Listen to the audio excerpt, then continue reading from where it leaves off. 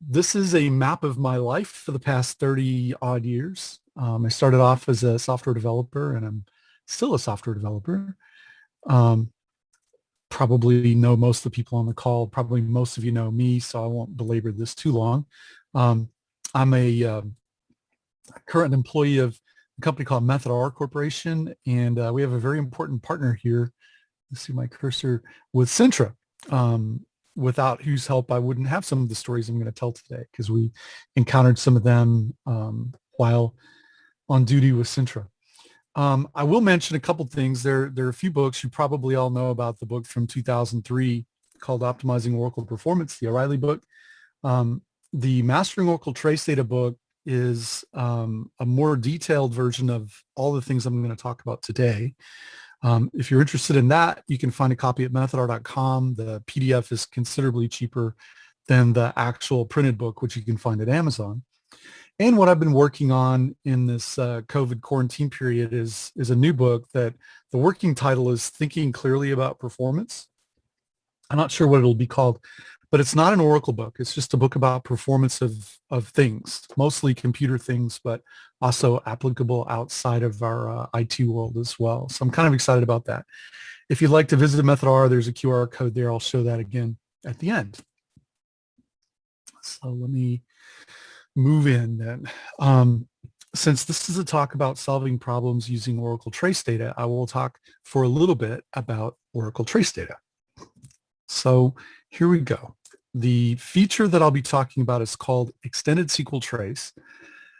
The current form of this feature was released in 1992 with Oracle 7.0.12, and it's essentially kind of an evolved capability that started with printing to a trace file a line for each of the system calls and the database calls that an Oracle process makes that you're connected to.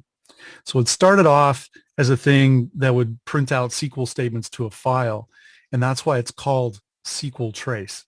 It's kind of a bad name these days, though. It's almost like naming your BMW M4, extended horse. It does a lot more now than just SQL-oriented things.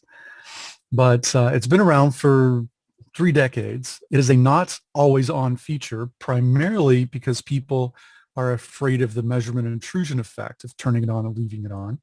So there are lots of compromise solutions. There are lots of aggregation features of these data that tracing prints out that you'll notice in $, fixed views like $, system event or $, session wait.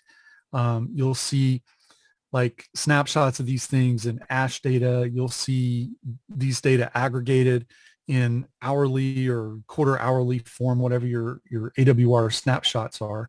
So it's all the same data. It's just that tracing is how you can get to it in a non-aggregated form. So you don't have to extrapolate detail, or you don't have to try to extrapolate detail from an aggregate.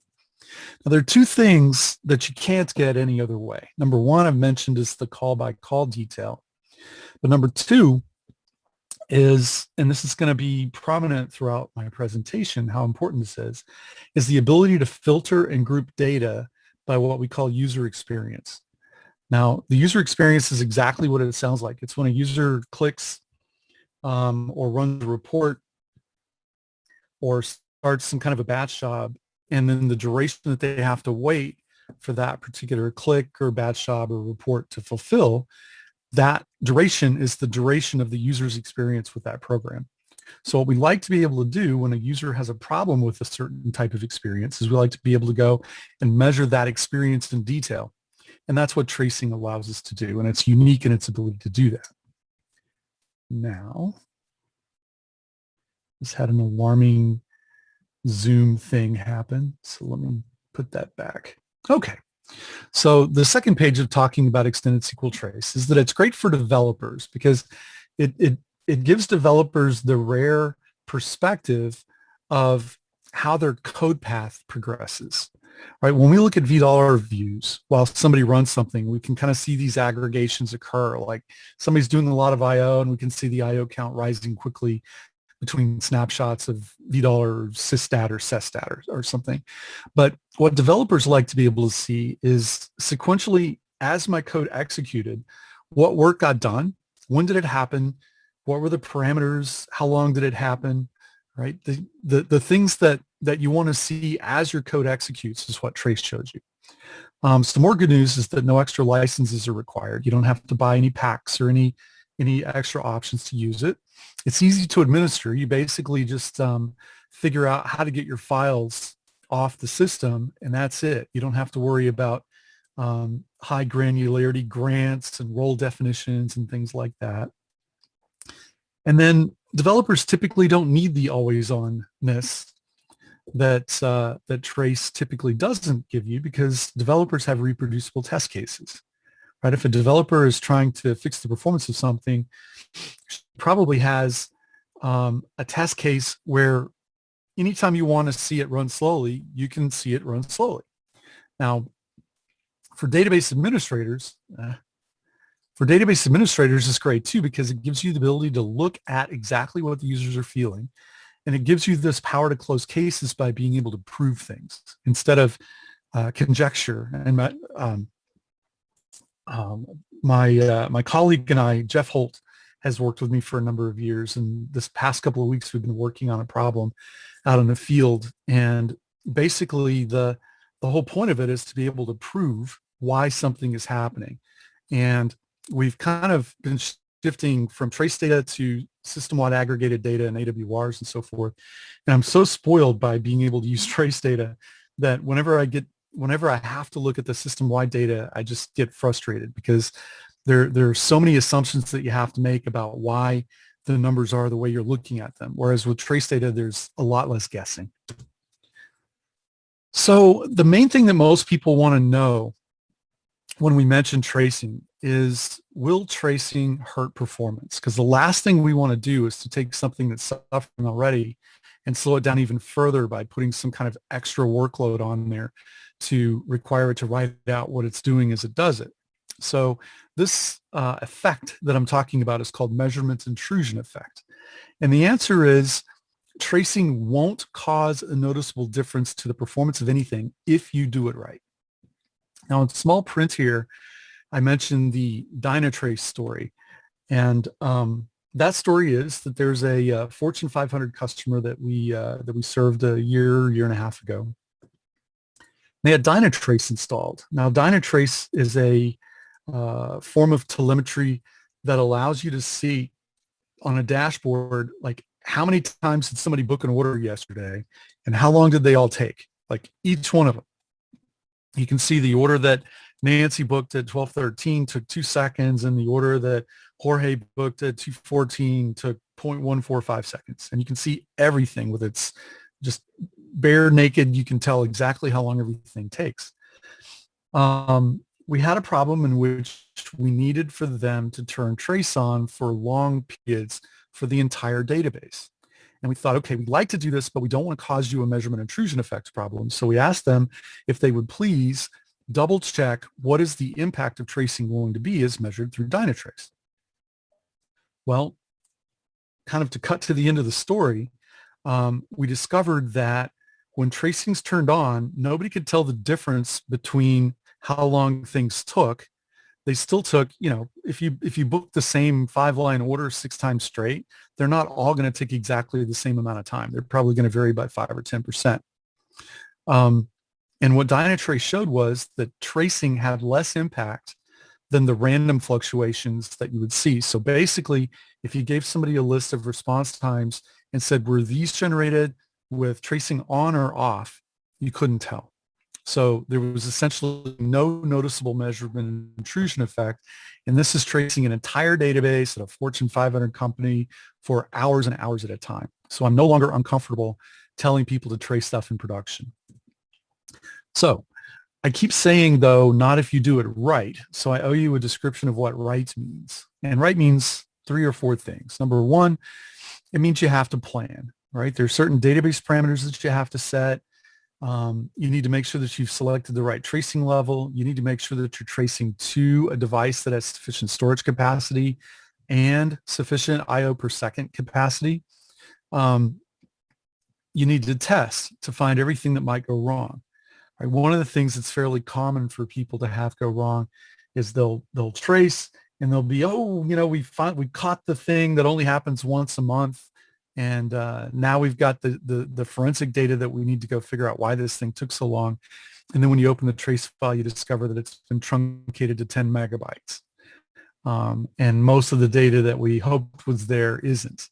So testing would have shown that a database parameter was set to be, insufficient to be able to record the entire experience that we wanted to trace. And then finally, I like to recommend that you create what I call an ejection handle. And the ejection handle over here is this yellow and black stripe gizmo that's between the pilot's knees. This is an ejection seat off an F-18. What I want to make sure of is that nobody, whether it's fair or not, comes in and says, oh my God, the system has gone to crap, and I'm pretty sure it's because Milsap turned on tracing. Well, if that's true or if it's not true, I like to be able to have that handle to go, okay, within seconds of hearing any rumor like that, to be able to turn trace off so that it is not in anybody's way. Because the last thing I want is for an IT staff to get it kind of buried in their DNA that tracing is bad. It's not. I don't want people thinking that it is. So if there's any doubt, I want to pull that ejection handle so that there's not even a perception, whether it's fair or not, that trace is harming the business. So that's a little bit of background. There's tons more to talk about there. It's kind of boring for an hour and a quarter show to talk about the kind of the administration of how to trace, when really it's a lot more fun talking about stories of what happened when we did. So I'm going to fill the rest of the time, although I am going to pause for a second. Mary Elizabeth, if there have been any questions up to now so far, it'd be a good time to ask. If not, then I'm going to trundle right on into story number 1 about payroll. So I'm going to pause, take a sip. Mary Elizabeth, is there anything I need to know that's happened in the chat? Not so far. Outstanding. That either means I've covered everything perfectly or nobody's listening. Either one is just fine. So let's cut into the story. Dang it. I think I understand what's going on. I keep hitting the space bar to move to the next slide, but every time somebody comes in the waiting room, Zoom takes focus, and then when I hit the space bar, I'm talking to Zoom instead of my slides. This is what I wanted you to see. So story number 1 is about payroll. And here's the situation. There was a company, it was local in Dallas. This happened some years ago. And they had a problem with payroll. They couldn't pay people on time. They're supposed to pay checks out like the 15th and the 30th of every month, but they couldn't. And it's because this program called PYU Gen was so slow, they literally couldn't get their batch job to produce payroll to run quickly enough to pay payroll on time. And once they got behind, they kept falling farther and farther behind. And the people that worked for this company were getting very aggravated with not getting paid on time. And this was a multinational company. They had people actually in different countries that were burning buildings, and it was getting pretty horrific how bad of a problem it was. Well, these guys had this problem for months and couldn't figure it out. They had their own development team and everything, and they couldn't figure out why this Oracle payroll product was so slow. So they used tools. They had some very sophisticated tools back in those days, like they do today, that showed them that their system was basically full of CPU time and latch contention, right? So in one perspective, what resource is it out of CPU, disk, blah, blah, blah, that's getting consumed the most? And the answer was, well, it's CPU, right? All their graphs were showing lots and lots and lots of CPU time consumption. And when they would ask the VDollar tables, what weight is the most prevalent on this system, it would say, oh, it's latch free, therefore must be the problem. And they had this kind of hypothesis in mind of, they knew which latch it was, and they knew that particular latch, rhymed, it was harmonious with the consumption of a lot of CPU, but they couldn't figure out why PYU Gen would be using a lot of latches and a lot of CPU. They couldn't figure it out. So they dealt with it for months, and employees were burning buildings and breaking windows and spray painting walls and all sorts of stuff. And the directors of this company decided, okay, we're going to bite the bullet. We're going to spend some money and we're going to upgrade our CPUs. Back in those days, they were using 700 megahertz CPUs and they upgraded to 1 gigahertz CPUs. It was a Sunbox, which are about a time and a half faster than the CPUs they replaced. And to their absolute shock and horror, they came back to work Monday after a weekend of hard work upgrading CPUs. And when they ran PYU Gen, the throughput of PYU Gen was even worse than it had been before the CPU upgrade. So they threw up their hands and called us. We'd been knocking on their door with our sales guys back when I was a co-owner of a company called Hot Sauce. We were trying to ask if they needed our help, and they said, we don't need any help right now, but we'll call you if we do. Well, they called because they couldn't figure out what this CPU upgrade, they couldn't figure out why in the world a CPU upgrade would make their payroll go slower. So we came in. This actually happened, the phone call happened on September 10th, 2001. September 11th, 2001, we all took the day off. And on September 12th, 2001, we got back to work. So we drove over to the place, and this was the plan we had in hand. We were going to trace PYU Gen. Told you the feature's 30 years old. They had tracing back then. And we were going, all right, how long PYU Gen? Why does it take that long? Are there any things that we could change? And if we can, what impact we expect from those changes? And then finally, maybe it's in a multi-iteration process that we'll have to go through. So kind of the loop here is, well, if we make it go a little bit faster, is that fast enough, or is there more we could do? So that's the iterator in this four-step process, is the what else question. So we got on site and collected the data. The tracing was easy because we had the session ID for payroll. We actually asked, when's the next time you're going to run payroll? Because we'd like to trace it. And the guy literally like tossed his head back and laughed and said, around here, we're always running payroll. And we said, even right now? And he goes, yeah, even right now. So we found a session ID for the PYU Gen, the shadow process for the PYU Gen program. And we traced it for about 35 minutes. And that's what this 1,985 seconds is all about. At the end of roughly half an hour, we decided, okay, we're gonna take a copy of the trace file as it exists now. We're gonna turn trace off, and we're going to aggregate the trace data our way. And our way looks like this. Ugh, excuse me. I'm exciting myself so much, I'm depriving my brain of oxygen and requiring a bunch of yawning. That's the ticket. So here's what we saw. On the very first page of the output of a tool that aggregates trace data, and I'll tell you a little bit about where these data come from. So this top line says SQLnet message from client. Well, that is the name that Oracle gives a subroutine. It's basically a system call that's a read on a network socket device typically. So there were 95,161 lines of trace data whose name was SQLnet message from client. And when we added up all the time, every line had a, back in those days, it was a centisecond timer. And when we add up all those 95,161 SQLnet message from client durations, we ended up with 984 seconds. Likewise, there were 3,345 of these guys called SQLnet more data from client. There were 45,084 DB file sequential reads and so on. This next line is the first line that talks about any CPU consumption, which was 90 seconds in aggregate for 97,826 fetch calls. So it doesn't take a super big amount of imagination to understand where this aggregation is coming from. Basically, the trace file had 948,000 lines of data in it, and this is the aggregation of it. So the problem is, though, when we showed this to the DBA at the site, he looked at his shoes and he shook his head like he was sad. And we said, you know, why are you acting sad? And he goes, well, look at the top two events. They're idle events, meaning that Oracle defines these events as the database isn't doing anything. So most tools ignore them.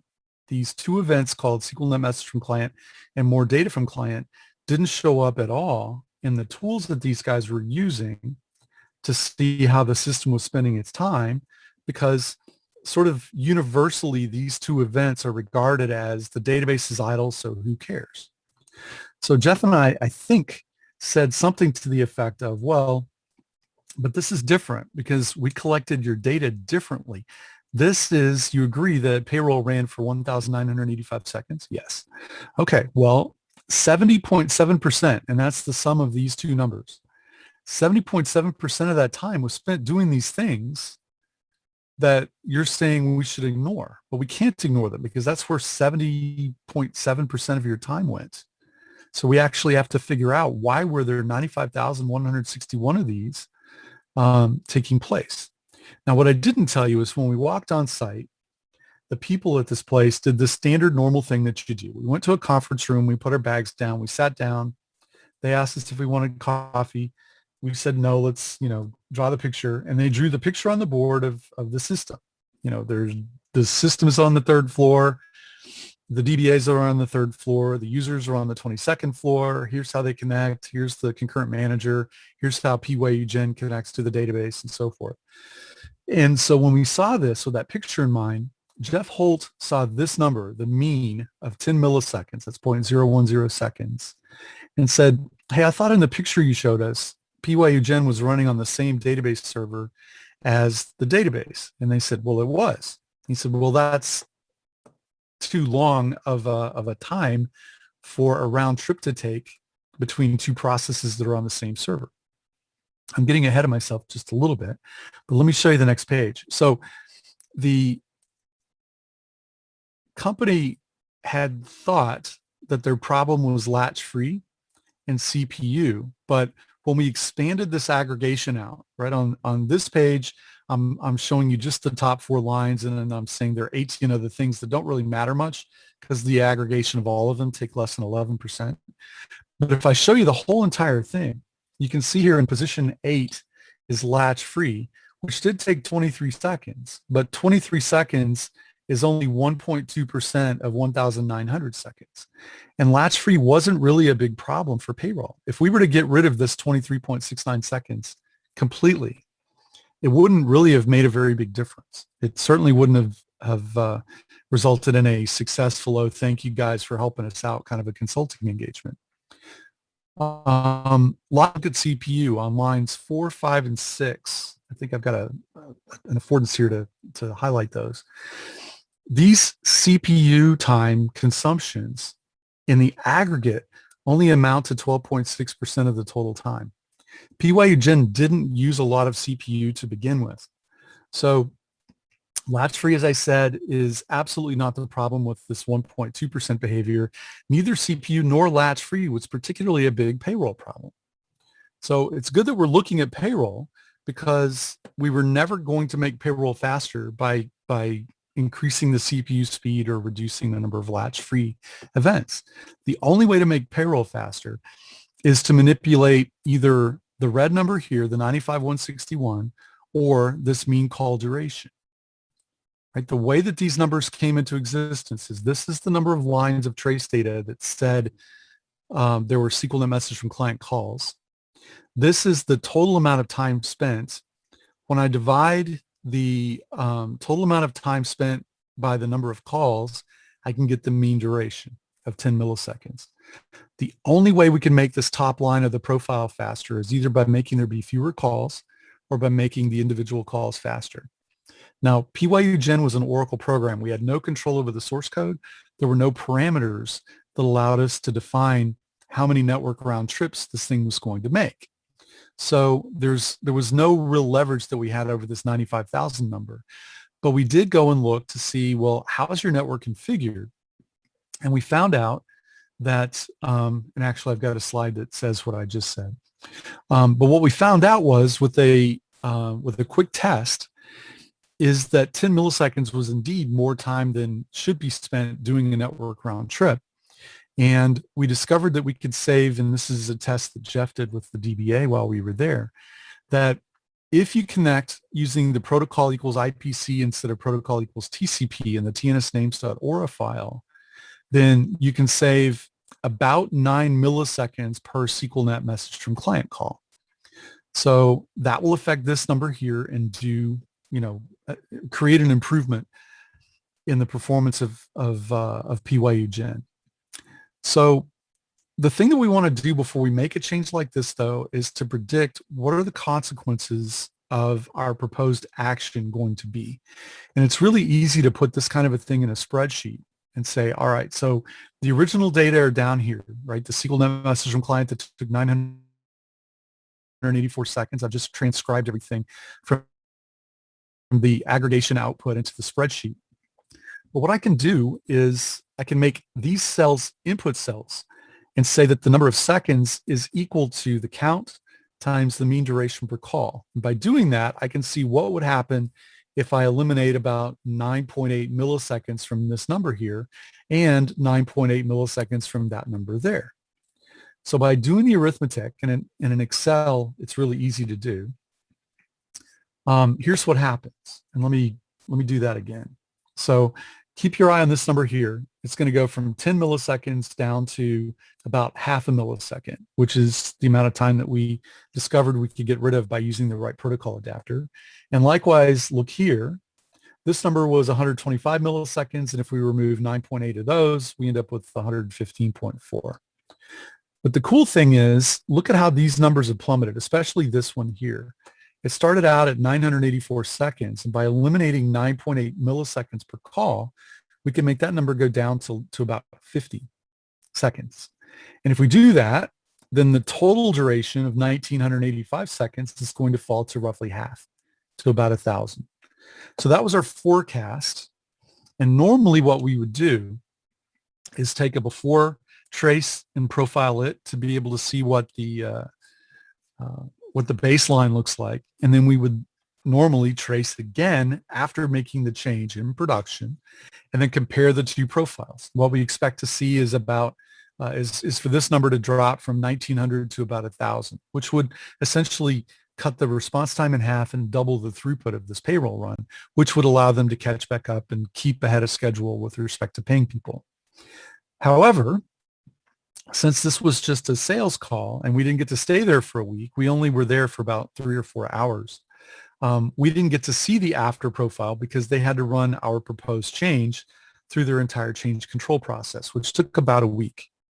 But a few days later, we did get a thank you call.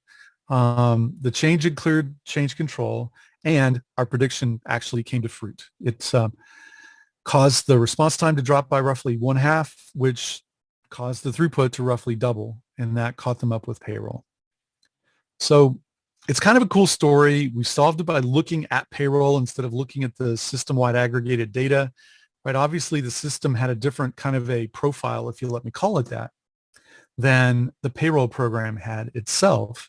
But you probably wonder what the heck happened that caused a CPU upgrade, right? This is a lot of work. It's a lot of money. Why in the world did doing something that you would almost naturally assume is good cause anything to get worse, much less PYU Gen, the most important thing on the system? Well, here's the story behind that. PYU Gen consumes a lot of network I/O time, but not a lot of CPU. You saw that in the profile, right? The top 2 network events accounted for 70.7% of PYU Gen's execution time. And the total amount of time it spent using CPU after the upgrade was about 12%. Before the upgrade, I don't know, it might have been 18 or 20%, but it still wasn't a big proportion of the total amount of time that PYU Gen spent. So they basically upgraded something that PYU Gen didn't use a lot of. But the system-wide tools weren't lying. The system-wide tools said that the system as a whole was using a lot of CPU, and it was true that the system as a whole was using a lot of CPU. And it was also true that the system as a whole was spending most of its wait time on latch-free events. But this was completely not what PYU Gen looked like. So high overall CPU implies that other programs do use a lot of CPU, and the CPU upgrade helped those programs run faster. Right? If your program uses a lot of CPU, you make the CPU faster, your program is going to go from running in this much time to running in that much time. But if you don't change the code of those programs, a program that used to take this long, that did maybe 1,000 network IO calls, now takes this long. It's still going to do those 1,000 network IO calls, but those network IO calls are now closer together, which causes more saturation of the network that was misconfigured to begin with. So the faster CPUs made programs take less time, but those programs didn't make fewer IO calls to the net. So the increased intensity of the network was caused by the CPU upgrade. So this further saturated a network that was misconfigured to begin with, and this network saturation hurt PYU-Gen more than the CPU speed up that they got helped it. That's because they didn't use that much CPU to begin with.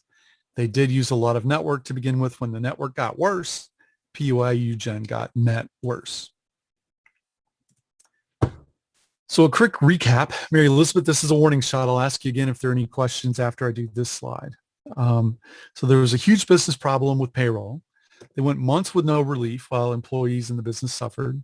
Guessing had made it worse. And they didn't feel like they were guessing because they had data that said that they were using a lot of CPU, but payroll wasn't using a lot of CPU. And they never really looked right at payroll. But when we arrived, they looked at the right thing. And the right thing was this PYU-Gen program itself, not the system that PYU-Gen was running on. So we saw an easy opportunity that nobody else had seen, and that's because nobody else had looked, right? Their tools literally threw away the data that we needed to know what was really going on. The trace files answered the 4 simple questions, right? How long? Well, we traced a half hour, so it was a half hour's worth of data. Why? Well, it's 70.7% network IO. Well, what if we made the network IO cheaper? Well, we can actually produce a numerical estimate as to how long we think it'll run if you'll implement our change. And that ended up being true. And then the what else question, well, we really didn't go through a second iteration because we were only there for a few hours and they were happy with the result. So they didn't ask us back to see if there was any further optimization that was possible. So they hit their 2 times throughput, reached their goal, happy, smappy, end of story. Mary Elizabeth, is anybody out there concerned about anything? No, they appear to be happy and not asking any questions at this time. Outstanding. Outstanding. Well, let's move on to story number 2 then. Story number 2 is the search for cheese. Now, I've told this story in front of Dallas Oracle user groups before. In fact, the debut of this story I told with the client, a gentleman named Richard Russell, who at the time was the Oracle architect for a company that y'all may have heard of called 7-Eleven, the convenience store chain. Well, they had a problem. They had a problem with an Oracle application called Oracle Agile PLM for Process. It had a feature. Well, let me back up a little bit. When 7-Eleven makes products like brownies and sandwiches and cookies to put in their store, of course they have the USDA labeling on the back that says, here's how many calories, here's how much fat, here's how much saturated fat, here are the ingredients, here's all the information you need to know nutritionally about what you're getting ready to buy here. Well, all that information is managed by an Oracle database using this application called Agile PLM. So when you go into a 7-Eleven and buy a ham and cheese sandwich, somebody invented that particular recipe for that ham and cheese sandwich. It's probably a 7-Eleven proprietary recipe. And they used this Agile PLM product in the test kitchen to figure out things like, what ingredients do I have available for this next cookie I'm going to invent? Do we have vanilla chips that I can put in the chocolate macadamia chunk cookie, right? So they look all these things up using Agile PLM. Well, the feature called material specification search with wildcard is the kind of thing that a test chef would run to ask the question, what kinds of cheese do I have? Maybe my new ham sandwich is going to have Gouda and Munster on it. Do I have Gouda and Munster in inventory? The system would take about 2 minutes, 120 seconds to give the answer to that search, right? If you're used to using the computer, normally when you click on the the magnifying glass and type in a word and hit enter, you don't have to wait 2 minutes to find out, the things that match that. But on this particular system, the service times were just abhorrently bad. And it was a $6 million system. It was a huge Exadata box. So nobody in their right mind thought that this was acceptable for this particular search to take so long. Richard had told us before we showed up on site that it wasn't just 7-Eleven that was laboring with this issue, that everybody in the Agile PLM user community were having the same problem with the same feature. So I remember going to bed the night before going out to visit Richard at 7-Eleven thinking, man, tomorrow Jeff Holt and I are going to be the first humans on the planet to find out why searching for cheese takes so daggum long. So we went to bed, got up, went out. What we found was that they'd spent 3 months hacking on this problem, no solution yet. And there were 3 gigantic consulting companies there in addition to Oracle Corporation. And this whole search for cheese thing was becoming emblematic of the whole system. They had some other things that were slow as well that were very frustrating to them, and nobody was able to figure out what the deal was. So the plan we took with us was this. We will search for cheese and trace it. We will find out how long it took. We will ask the question, why did it take that long, using the data in our trace files. We will ask the question, what if we do this? What if we do that? That will inform our remedies that we actually implement. And then we'll ask the question at each iteration, what else could we possibly do? Maybe there's more things we can do to make it faster, or maybe there's a report that you'd like us to look at since we figured this one out. So that was the plan. And here's what actually happened. I think we showed up on a Tuesday morning. You may be aware that Oracle has several really cool tools that allow you to do tracing easily. And I told you during the payroll story that we had a session ID and we're able to trace that. So that's fine. If you've got a long-running program that it doesn't matter if you missed the first half of it, tracing the second half is enough data, then you can actually go trace something by session ID and serial number. That's fine. There are other tools in DBMS Monitor, which is a standard PL SQL package shipped with Oracle, that allow you to do things like trace any program who identifies itself through its service, module, and action values, also client ID values. So there's a serve mod act trace enable command that you can turn on trace for anybody that identifies themselves as having this module name and that action name. There is a client ID trace enable, which causes Oracle to trace any process whose client ID matches what you specify. But unfortunately, Agile PLM didn't use any of these fancy Oracle tricks, because I think Agile PLM was written originally for Microsoft SQL Server, and it was just ported over to Oracle after it became popular. So it didn't use any of these nice tricks that allow us to trace things more easily, which is why I categorize it as a so-called uncooperative application. So what we did instead, and this is not the first time we've seen this, is we just traced everything. We would ask, since this wasn't a production system yet, we would ask the team, can you please not log in and do anything for about 10 minutes while Pete from 7-Eleven runs a search for cheese. And then we will go and try to find in all of the trace files that got generated, because not everybody was able to log off. We would go dig out Pete's trace data and then aggregate that in the way that I showed before and see why searching for cheese takes so long. So we did that. We traced everything. Pete ran his thing. We would call out. We'd have Richard say, okay, mark the time. It's 14:02:06. Go. And then Pete would type his thing in. And then when it finished, Richard would say, here's what time it is now. And then Jeff would write all that down and then go look up, all the trace data that got generated between this time and that time. It took us a couple hours. But with the improvements in the tools we use today, that whole process now only takes about 10 minutes. So it's not nearly as painful as it was back in 2017. But at the end of the experience, Pete's 110-second wait for searching for cheese ended up in a trace file. And when we aggregated the data, we found this. We found that out of 110 seconds, 97.7 of those seconds were spent doing fetch calls.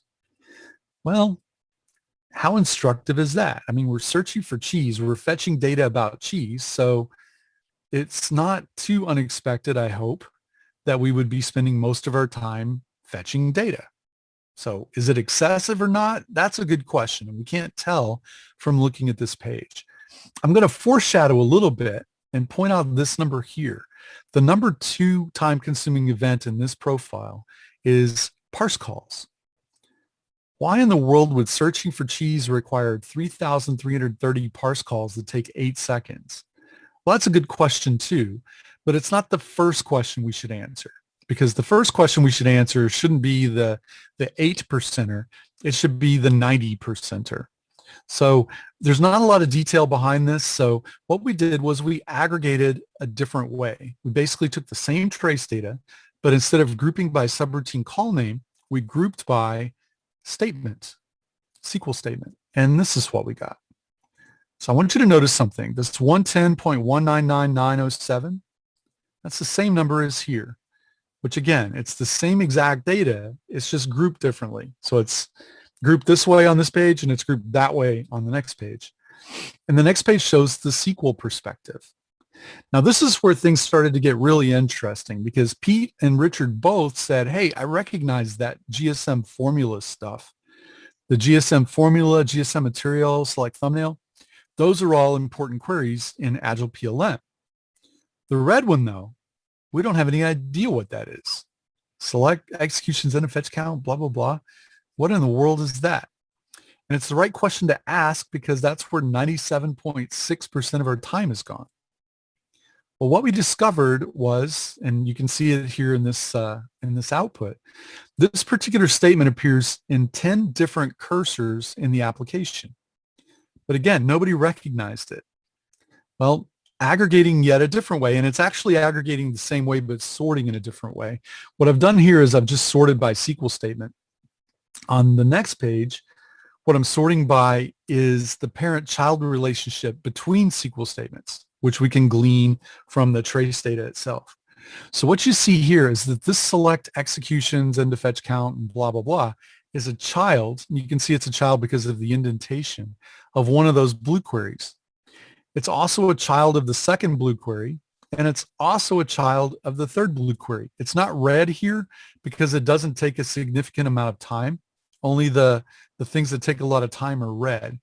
But what you can see here is that this select took 53 seconds, but if it didn't have this prodigal child of FRJD8, which itself took 48 seconds, this select GSM formula query would have only taken 4.86 seconds. Likewise, this select GSM material type query would have only taken about 4.5 seconds had this statement not been here. Now, we did a little Googling and we found out that this FRJD8 query, we literally Googled the SQL ID, and we found that there's an Oracle bug. I believe this is a 12C. It might have been 12.0, 12.0. I don't remember. But what we found was there was an Oracle bug that said, yeah, the FRJD8 query is Oracle's way of finding out, might there be a better execution plan for this query than the one that got used? Well, we did a little bit of analysis, spent about a half day maybe looking at the different execution plan options for some of these queries, and decided, you know what, you're doing pretty well. The execution plans that this code is using are good execution plans. We just don't need to be doing this select executions and the fetch count, the FRGD8 thing. Now, the bug in 12C had a patch that replaced this query with 2 queries whose total time was quite a bit less than this 48 seconds and quite a bit less than that 47 seconds. But what we decided after trying the patch is that we really don't need those statements at all. So we turned off the optimizer feature that enables this query to take place. So we turned it off, and the next question is, well, what if we eliminate FRJD8? And it's really it's kind of a cool analysis. It's not very hard at all. What would happen to this total 110 if we didn't do 98 of it? And it's just that simple. If you don't need this feature, then that statement goes away. Then how much time do we expect to be spent? Well, it's 110 minus 98, about 12 seconds. And in fact, when we executed the change by turning, by switching the parameter that turns that statement off, that prevents it from being in our trace data, we end up with a process that runs about 12 seconds. So now searching for cheese is about 10 times faster. Now, instead of go to the coffee pot and make coffee, it's let me take a sip and the answer will be here in a moment. So 11.64, by the way, the thing I want to emphasize is whenever you make a prediction, please always calibrate that prediction. So we guessed that getting rid of this 98 seconds would make that turn into a 12, and it pretty much did. So congratulations on a good forecast, right? If the forecast had been different than what the actual number had been, then this is a day we're going to learn something important. But our forecast was good. And now, so all this page is just this 11.64 made bigger so that we can see it. So now let's take a look at the 11.64. Should it take 12 seconds to search for cheese?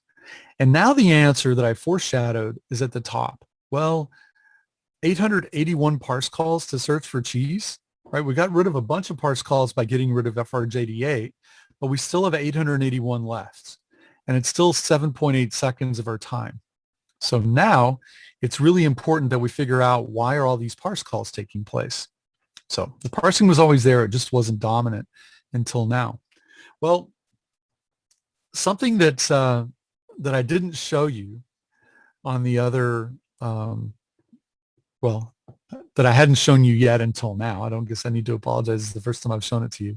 But this is the new statement level or statement group by of the trace data. And what you can see here is that this select thumbnail returns 437 rows, and each of these other two queries is executed 437 times in the form of distinctly different SQL texts over and over and over again. So what's happening here is that the code inside of Agile PLM must look something like this. There's a select thumbnail that gets parsed, executed, and then fetched. And then fetch returns 437 rows.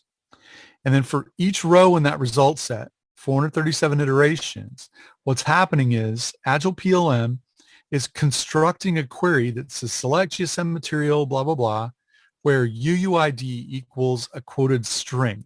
And what they're doing is they're printing the value of that quoted string directly into the SQL statement as a string literal. And then they execute that cursor handle that got parsed, and then they fetch on that cursor handle, and that's the row sources that come from the GSM material query. Then they do the same thing again for the GSM formula query.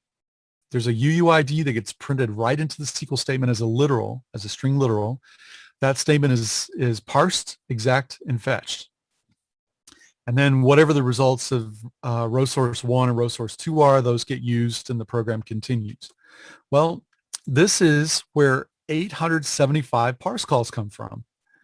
So the one parse here isn't in a loop, so that's the one in the formula here.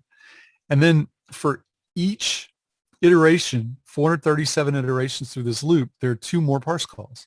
So 437 times 2 plus 1 is equal to 875. If this code were rewritten even just slightly to look like this, then we would have not 875 parse calls, but just 3.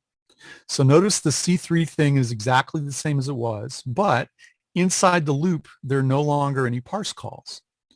What I've done is I've taken the parse calls for cursors 1 and 2 out of the loop, and instead of printing a literal value into the SQL statement, we're using a placeholder. Some people call these bind variables, but they're really placeholders in the SQL. So the question mark could have been a :A1, is a little more common in the Oracle world to use the colon notation. But what we're doing is we're making these parse calls loop invariant by using placeholders instead of literal values. So how does the literal value get into the execution? And the answer is by specifying it as an option on the exec database call. So what we're saying is I want to execute cursor 1, but I want to replace the first placeholder with the UUID that comes from this result set R3. And likewise down here, I want to use the UUID plugged into the first placeholder and cursor number 2, cursor handle number 2. So there are only 3 parse calls. All 3 of them are outside the loop now, and the amount of time we spent parsing is probably going to be 3/875ths what it was before. So that's a really nice way to optimize. When we did that, we would like to predict, well, what do we think is going to happen? Well, if I drop this from 881 down to, right, we're turning 875 into 3. So 881 is probably going to become something on the order of about 10. And if you do a little arithmetic, you think, all right, I think we're going to make this query run in less than 2 seconds, because some of these other things are going to go away as well. And when we did it, we were pretty happy, because the actual execution time of searching for cheese ended up being less than 0.9 seconds. And this, by the way, is not on the production Exadata box. It was on a slower server. So we expected this number was probably going to be closer to about 0.5 on the real box. Now we're talking. How many cheeses do we have? 62. Do we have Gouda? Yes. Right? That's the kind of performance you expect from a $6 million machine driving your test kitchen. So again, we calibrate our forecast, and we did okay because we predicted within the range of what really happened later. So let me recap. Mary Elizabeth, warning shot. We had a problem with absurdly poor performance on a really expensive machine. The project was we had 4 huge vendors that were all struggling. Everybody was submitting their 74-page report of recommendations about what they should do to their IO subsystems and tune this and fiddle with that. They spent months, no relief. It was taking 2 minutes for a simple search. Nobody had any idea why. When we finally looked at the right thing, which was search for cheese, not the system running search for cheese, but the search for cheese experience itself, we found some easy opportunities that nobody had seen, right? One for the DBA and one for the developer. The DBA's job was, okay, let's set a parameter to turn this particular feature off. The one for the developer was, okay, let's rewrite this in a manner that doesn't parse so much. Now, unfortunately, the developer wasn't at 7-Eleven. We couldn't just walk down the hall and say, hey, can you change this code? It'll make everybody's life a lot easier. This was a political, like we had to log an SR with Oracle to ask them, can you please rewrite this feature of Agile PLM this way so that it'll take point something seconds instead of 10-ish seconds. To the best of my knowledge, they haven't done that yet. Oracle, that is. 7-Eleven logged DSR, but I don't think Oracle has really paid much attention to it. Tracing, again, answered the 4 simple questions. Number 1, how long? Number 2, why? Number 3, what if? And number 4, what else? And we ended up with a big project turnaround because turning off the FRJD8 query helped a lot of other things as well. And then just learning the process of tracing a user experience and then figuring out how did the system consume time for that experience allowed them to fix some other things, and it turned a big project around. Mary Elizabeth, are there any questions, doubts, comments, observations so far? Not so far, so we're interested in your third story. Excellent. Well, I have a third story, as it turns out. So let's just go ahead and do that now. This one is about intermittent timeouts. And I'm looking at my watch. I've got 14 minutes before Q&A starts. And I think this is going to end up pretty much on time. So let's see what we have here. The situation was an airport operational system, by which I mean when you walk into an airport and you look up at the big monitors that tell you where your flight is headed and what time it's going to take off and whether it's on time or not, what gate it's going to depart from, whether it's code shared with another vendor. You know, my American flight is also a Alitalia 762 or whatever. So all that was running on an Oracle database. And at this particular airport, I won't tell you which one, but it's in northern Europe. This airport operational system would process roughly 100,000 transactions per hour.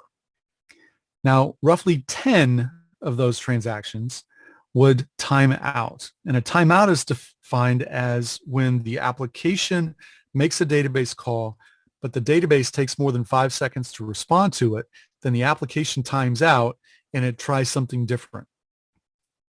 Now, the ratio here is pretty good. If you do the math, 10 timeouts out of 100,000 transactions, that's four nines worth of goodness. And that's 99.99% of transactions don't time out. But the problem is that each timeout creates a customer situation that a customer service rep has to go remedy. So these timeouts were expensive. They were onerous. So this airport went for months, no solution. It's a standard theme, right? They're looking at system-wide data, trying to figure out what the heck's going on, can't figure it out. So we were invited in and we brought the following plan. Guess what? We're going to trace everything for an hour, everything, because there's no, right? If I go back and show you what they told us, they said there are 100,000 transactions, 10 timeout. They don't say that it's always the bag claim one, or that it's always the gate one, or that it's always the departure time one. They just say randomly 10 will time out every hour. So we don't know which type of thing is going to time out next. And in this case, where you get an intermittent problem, we want to trace the whole entire database, the whole instance. So by this point, we had enough data to know that we didn't need to be afraid of doing that. There were some prep steps we had to take. We had to make sure that their file system that they write trace data to was big enough, because where Oracle writes trace data is also where Oracle writes alert log data, same file system. So if the file system fills and Oracle can't write to its alert log, that's a big problem. That's going to cause a database hang. So we want to make sure that that doesn't happen. And then the second thing is we want to make sure that the device to which these trace lines are being written is fast enough to be able to keep up with however many hundreds of processes they have that are running transactions that are being traced. So we trace everything for an hour, expecting to catch about 10 timeouts. And then we're going to ask the questions: how long, why, what else, or what if and what else. So that was the plan. What actually happened was, after about an hour of tracing, we ended up getting 67 trace files from the airport. This is roughly 5 million lines of trace data, 4,800,000 lines. In the trace data, there were roughly 90,000 transactions, so close to 100,000 like we expected. And there were 5 timeouts. Now, let me camp on that for just a second. It would have sucked if they had done this trace and there'd been no timeouts, because that means, well, we didn't catch anything in the act of being slow. We can't diagnose anything from looking at the trace data, therefore. It's not necessarily true. We wouldn't have been able to have any positive outcome, but we certainly wanted to see some timeouts. Now, if you're concerned about whether turning trace on makes the system slower, observe that the number of timeouts they got with tracing turned on was less than the number of timeouts that they normally get in an hour. Now, that doesn't prove tracing made anything faster, but it does prove that in this case, tracing didn't make things noticeably slower. It didn't cause any more timeouts than they're accustomed to. So we got really a perfect number of timeouts. We got fewer than normal, but we got some. We wouldn't have wanted to get 0, because then we wouldn't have been able to help as much. And they also told us that one of the timeouts was a transaction that took 9.5 seconds. I don't know where they got that data, but they knew that one transaction had taken 9.5 seconds. So cool. So it was then our job, and fortunately we have really good tools, to load these 67 trace files and start doing some analysis on them. So here's what we did. The first thing we figured out was the reason they had 67 trace files, they have 67 pools in a connection pool. And I don't think we knew this before before we got the trace data back, but we could tell from the trace data very easily. So each trace file contains data for many Oracle sessions, and that's fine. It's just you need to know that, and you need to have tools that can deal with it. So this was going to cause us an extra step to isolate the user experiences, but how will we identify the experience boundaries? Because again, this application, just like Agile PLM, didn't use module action and client ID that would have made it really easy to kind of cut up the trace file into its constituent components, each of which was one transaction. So we had to figure out a way to basically separate the transactions from each other that are in these trace files. The way we do that, and we've had this tool available to us for some time, is by using an algorithm that Jeff and I came up with called the Oceans, Islands, Rivers algorithm. Now, this is pretty cool. What it does is it notices that a trace file typically consists of these islands of activity that are sort of surrounded by these oceans of inactivity. And these oceans are these long SQLnet message from client durations. The reason it's called oceans, islands, rivers is because we have to deal with sometimes there being SQLnet message from client calls that are part of someone's transaction. So SQLnet message from client delimit transactions apart from each other, but some transactions have SQLnet message from client inside them. So you can't just say every time you see SQLnet message from client, that's a transaction boundary. So the way this Oceans, Islands, Rivers algorithm works is the pseudocode's here at the top, and I'm going to hand trace you through some trace data so that you can see how it works.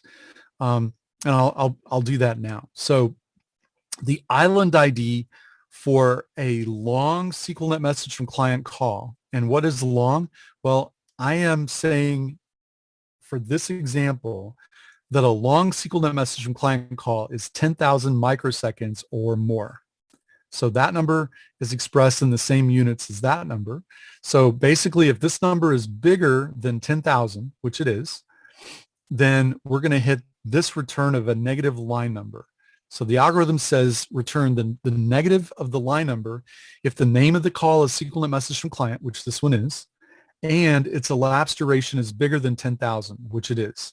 So I will click, and this negative in front of line 101 is the island ID. Now the next line says parse. So is the name SQLnet message from client? No, it's not. Is there a prior call? Yes, there is. So I don't do this thing. I'm going to return line number if the prior call was an ocean. Yes, the prior call was an ocean. So I'm going to return the line number. So this right here is going to have a 102. The next line is await, and it might be latch free or DB file scattered read, or maybe SQLnet message from client with a small elapsed value. Whatever it is, it's not a SQLnet message from client. There is a prior call. The prior call was not an ocean. So we fall through to the final return, which says return the prior island ID. So this guy's island ID is going to be 102. By the same token, 102 here, also 102 here, also 102 there. Now on the next line, on line 107, there's the SQLnet message from client whose elapsed duration is bigger than 10,000. So we're going to trigger on this first return here of the negative line number. So this guy's island ID is going to be negative 107, which it is. And then the next line, which I can't see because of my Zoom stuff, which I just moved, it follows, its prior call was an ocean, so it's going to have its line number as its island ID. So when I click again, you see it's 108. Now what this gives us is a group by handle that says if I group by island ID and I exclude all the negative ones, then this tan region here is going to be one unit of work, one transaction in the vernacular of this airport operational system. So it kind of reminds me of a map of a bunch of islands, right? The tan area is kind of the landmass. It's the island that has a river in it. It's got a really short duration SQL message from client, which doesn't delimit two islands, but it delimits two parts of an island. And the grouping handle is all we need to be able to do this. So this is a report that groups by file name and island ID. So basically we loaded all 67 trace files into a tool that performs this algorithm that I just showed you, and then groups by file name and line number. And what you're seeing here is how long did transactions take. And I'm going to click one more time to highlight. Here's our 9.5 second timeout. There were 5 timeouts. Remember, timeouts occur if a transaction lasts longer than 5.0 seconds apiece. There's 1, 2, 3, 4, 5. This one didn't time out because it took less than 5 seconds apiece. This is a report of all their transactions. I could have used a parameter to show all 89,000 if I'd wanted to. But these are the top 10 longest duration transactions that took place during that trace interval. And I know exactly what file and what line number they begin on. Now, the cool thing is knowing that allows me to isolate these experiences. And I do this by using a cropping tool. Just like in Photoshop, where if you get a picture that's got more people in it than you really want, right? This is my daughter right here on a volleyball court, and I really only want a picture of just her. Well, how do I get here to there? With an operator called a crop. So we have written a tool that crops trace files. And the way we used it in this particular example is we know the file name. It's 131168 is its session ID. It has 184,699 lines in it. We only want the lines where island ID is equal to 145010, plus a few others, because in a trace file, sometimes the SQL text for a given query is going to be way up near the top of the file. So we want to include that in the output, the cropped output. And maybe there's some execution plan data that occurs after the island, and we want to include that in the output as well. Well, the cool thing is if you use a good tool, you don't have to know all that because the tool does it for you. So that's what plus a few others means. In the end, we just want 504 lines that allows us to see exactly where our time's being spent in this airport operational system. And what we found out was, ta-da, there was a row lock that lasted 8 seconds, and that's why one transaction took 9.5 seconds. Now, it's tempting to think, all right, well, that must be the cause of the other timeouts as well. Well, since it's really easy to use tools and get these answers, we're banging out these aggregations in less than a second apiece. The second timeout, which took 7.57 seconds, occurred because of a 7.5 second log file sync. That's interesting. So we've got a row lock cause one timeout. We've got log writer causing another timeout. Timeout number 3, also log writer, 7.5 seconds. So it must be a log writer problem then. Well, not so fast. Timeout number 4, there was a single block read call that took 5.5 seconds. This is on Windows, by the way. It's a Microsoft Windows run airport, which most of you who've seen the blue screen of death at an airport, you knew that already. But it's very interesting, isn't it? The 5th is another log writer problem. So not every timeout is being caused by the same root cause. There are different root causes for all these timeouts. There's really 3 or 4 distinct ones. There's the row lock, there's the log writer, there's the read call, and yeah, I think the other 2 were log writer as well. So 3 distinct root cause types for the top 5 timeouts. Now, one cool thing about trace data you can't get any other way is you can see these relationships. If you map these events out on a timeline, you can see that there are really 3 groups of timeouts. At 13:29:43 was the row lock, and it wasn't related to any of the other timeouts because they occurred like 6 minutes later. But at 13:35:52.45, there was a log file sync, and at 13:52 52.46, right? 100th of a second later, there's a DB file sequential read that starts, right? The call starts at this time and ends at that time, and they end at pretty close to the same times, but they clump together in time. These 2 log file syncs happen about 40 seconds later, and they're right on top of each other. They're within a second, well, actually a 1/10 of a second of each other.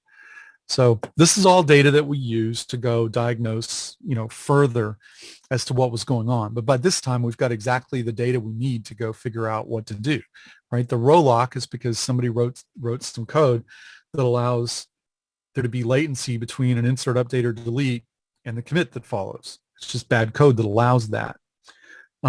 These log file sync things and the DB file sequential read, those are just IO problems at this particular site. They had an inkling that they had an IO problem, but they didn't know for sure. Now, why hadn't they figured this out? Well, it's because the data they're looking at looks like this.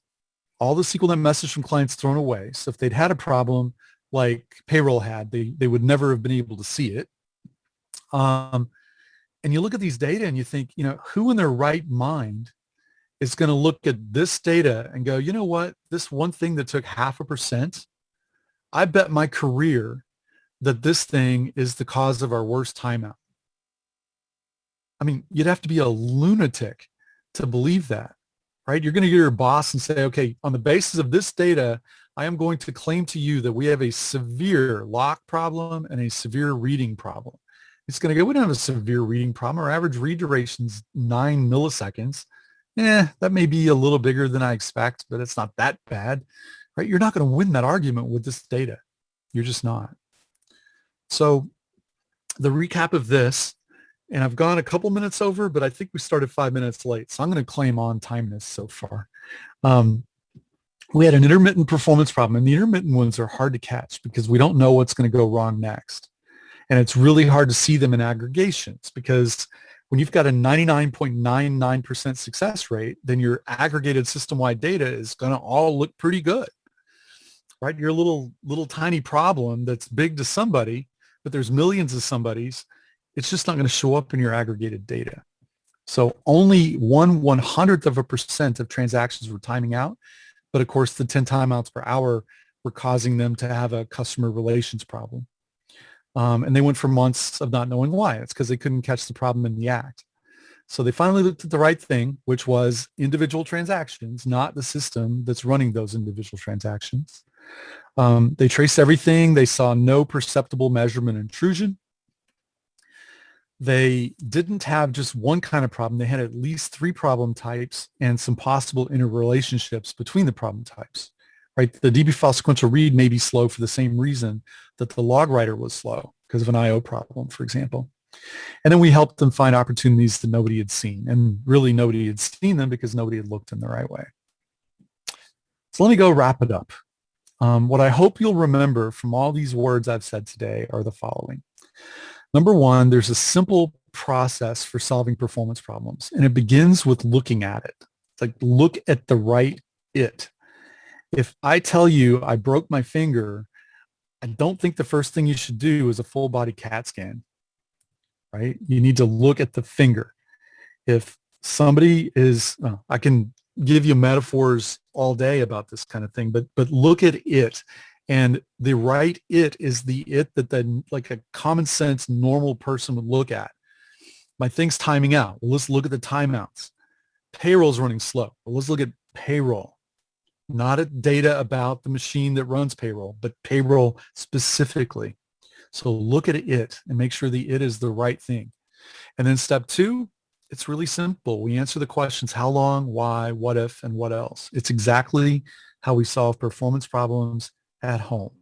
If I keep showing up for work late, my wife would ask me, back when we worked at other places, my wife would say something like, well, how long did it take you to get there? It'll take me 20 minutes. That shouldn't take more than 10. The way I go, it takes 10. Why does it take 20? Well, I turn right on Brumlow. Well, you shouldn't turn right on Brumlow. You should go straight on Continental. So how long, why, they're the obvious things to ask.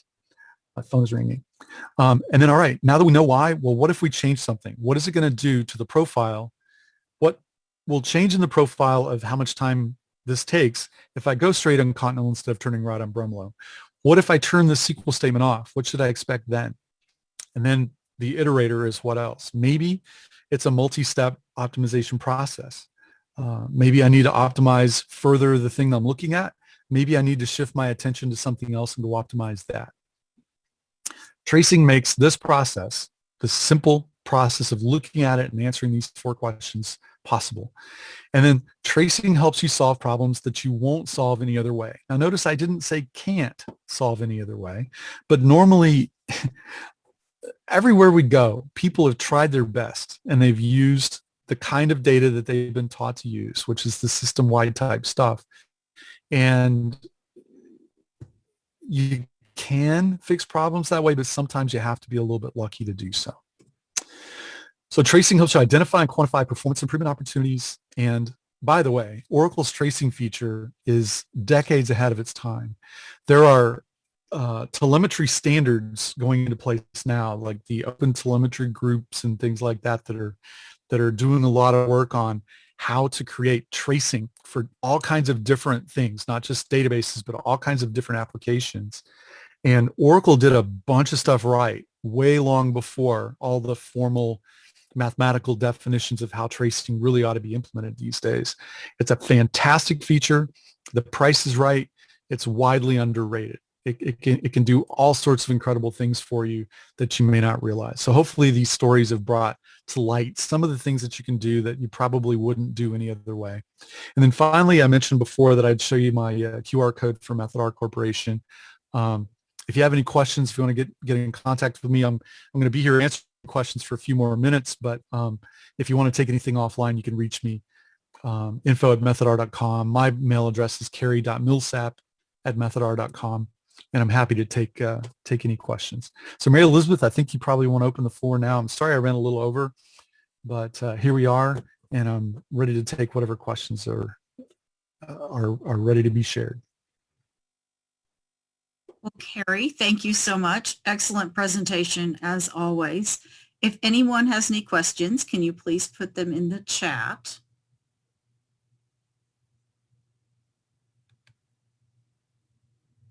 And now we wait.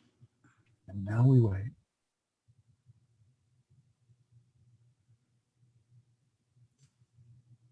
And well, let's see.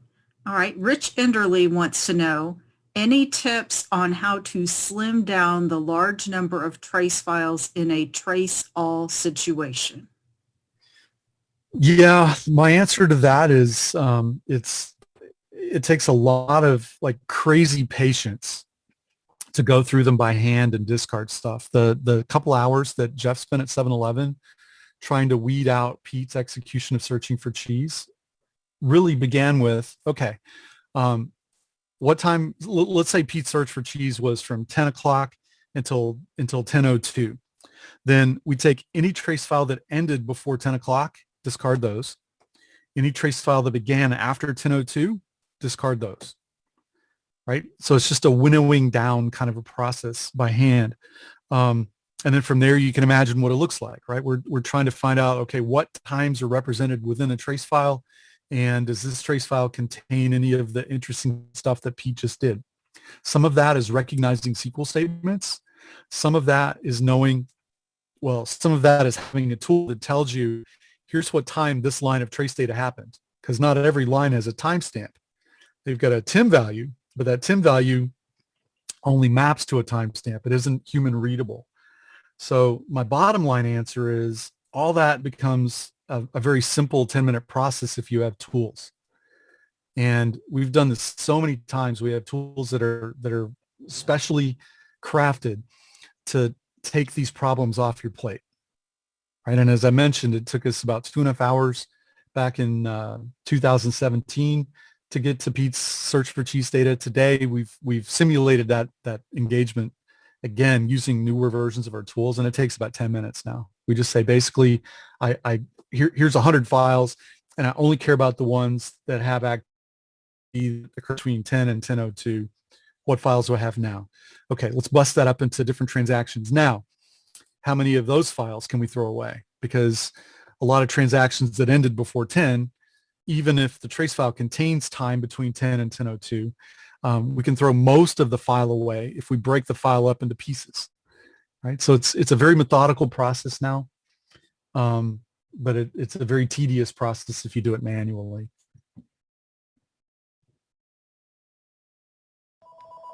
Thank you very much for the question. I love that question.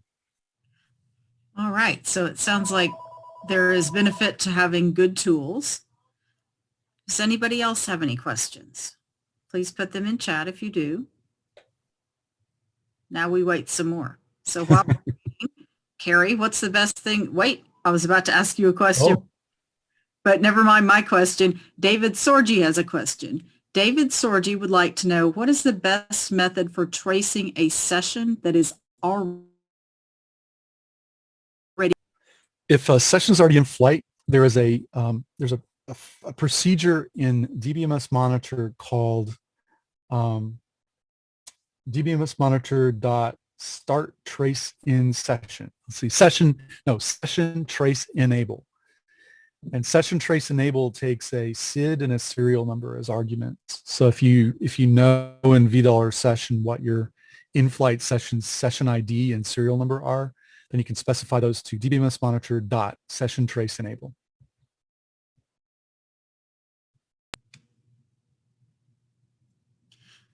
All right. And Amit has a question. What tools have you used?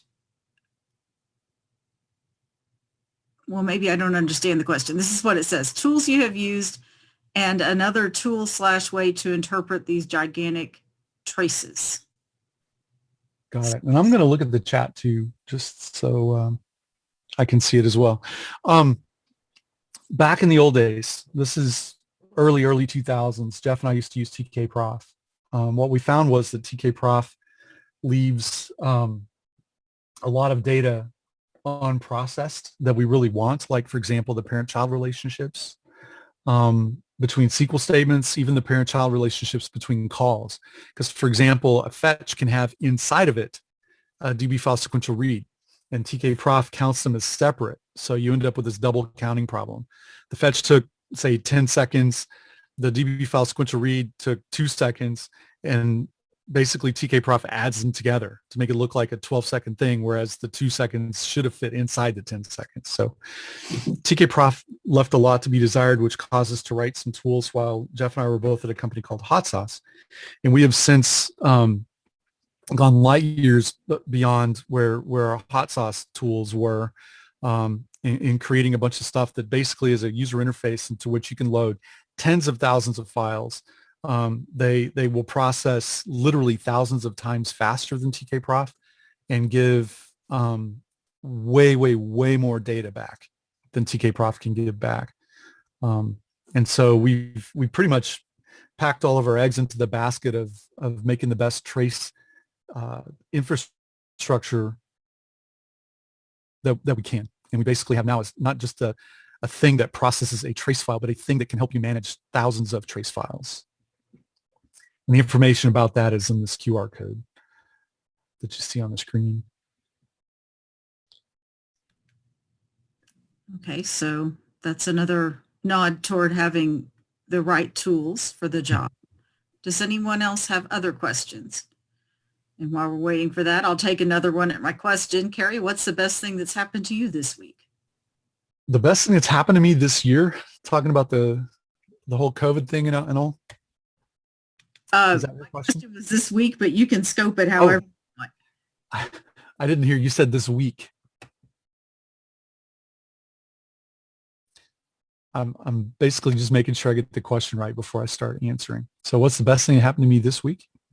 Sure. This week, this year, however you want. No, let's go this week. Okay. You're going to laugh behind my back. Well, you're going to laugh in front of my back on this one.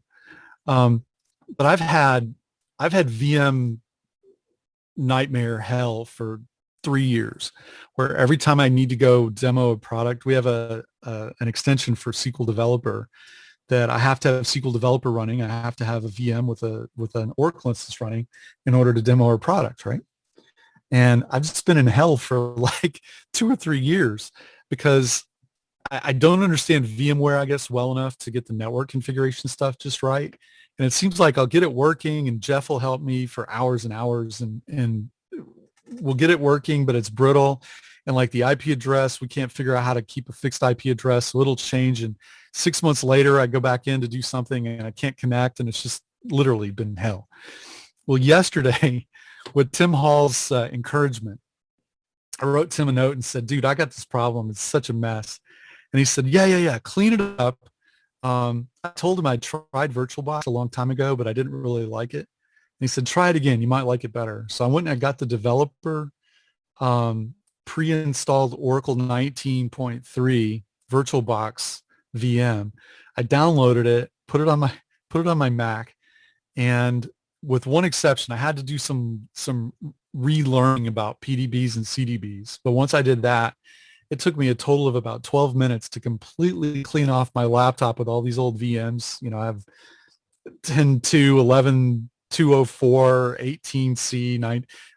I cleaned all that garbage up, and now I've got one very simple little VirtualBox VM, and I've got SQL Developer connecting to it, and I'm so happy.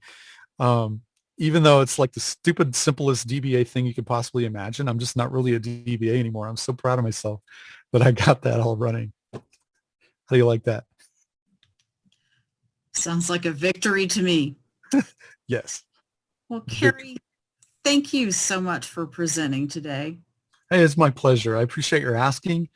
It is, I can't wait to see everybody in person again. I'm going to probably have to learn how to public speak again because I haven't been on an airplane or in a room with people for like a year.